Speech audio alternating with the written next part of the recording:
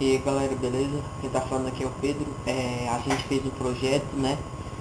O som no computador. Eu usei dois Smart Sony, é, três quer dizer, e duas caixinhas que vem, aquelas que vem de feira.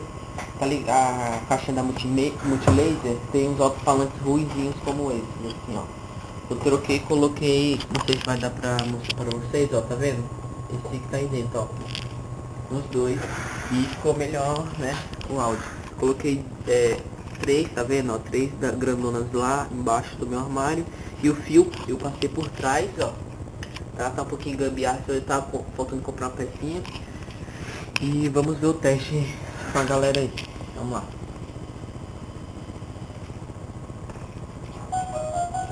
Tá baixinho ainda, hein?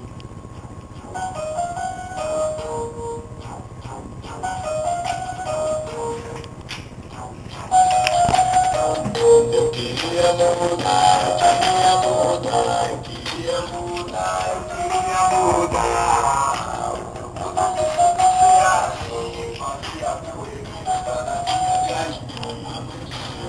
É isso aí. É isso aí. E até mais, galera.